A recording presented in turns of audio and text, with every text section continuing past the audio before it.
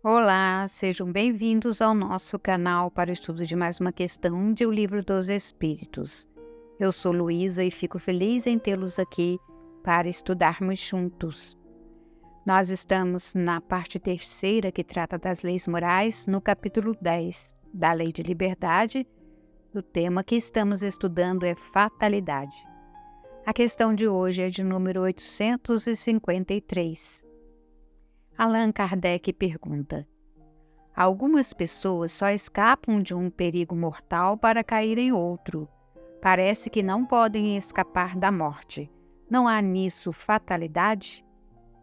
E os espíritos respondem: fatal, no verdadeiro sentido da palavra, só um instante da morte o é. Chegado esse momento, de uma forma ou de outra, a ele não podeis furtar-vos. E continua perguntando a Allan Kardec na questão 853A. Assim, qualquer que seja o perigo que nos ameace, se a hora da morte ainda não chegou, não morreremos? Resposta: não, não perecerás, e tens disso milhares de exemplos. Quando, porém, soe a hora da tua partida, nada poderá impedir que partas.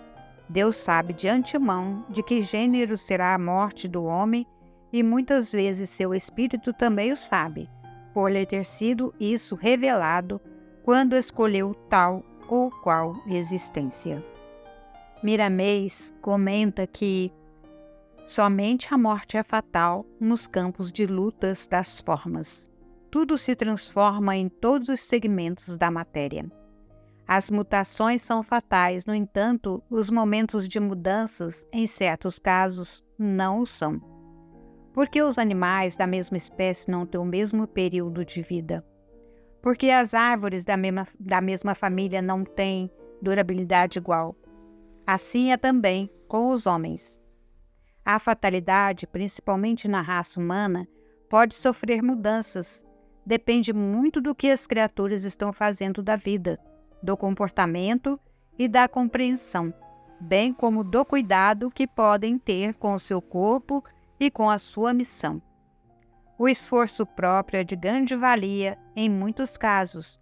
Contudo, por vezes, o próprio espírito é que não deseja o prolongamento da sua vida na Terra, pedindo que cumpra apenas o compromisso assumido no mundo espiritual antes de tomar a forma corpórea. Certos aspectos da vida espiritual requerem muito estudo, meditação e trabalho no bem comum.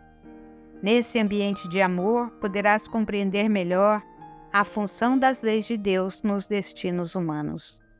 O espírito avança na perfeição de tal modo que ele domina a própria vida por ter liberdade para isso. Lázaro, não fosse o poder de Jesus, ficaria no túmulo. Jesus, que dizia ser a vida, fê-lo levantar, recompôs toda a sua organização biológica e ele se levantou, vivendo muito tempo. Por isso é que dizemos que a morte é fatal, porque Lázaro tornou a adoecer e morreu, mas não daquela vez.